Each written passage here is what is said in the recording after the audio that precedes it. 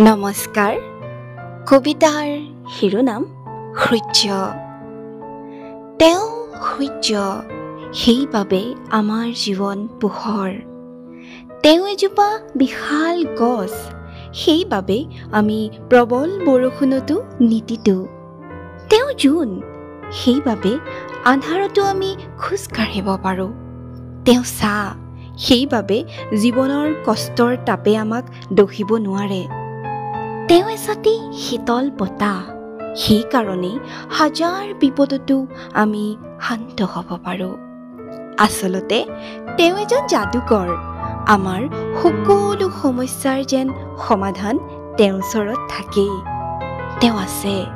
হয়তো এইটো বিশ্বাসতে আমি হাজাৰটা নিশ্বাস পেলাব পাৰোঁ আলাসতে, কটাব পাৰোঁ হাজাৰটা দিন ৰাতি নিৰ্ভয়ে।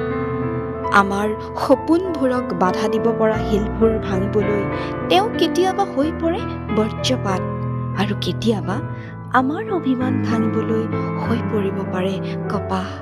তেওঁ সকলো হ'ব পাৰে। তেওঁৱেই হৈছে দেউতা। সন্তানৰ সুখবোৰৰ আঁৰত থকা সকলোৰে দেউতা ভালে থাকক, কুশলে থাকক। ধন্যবাদ।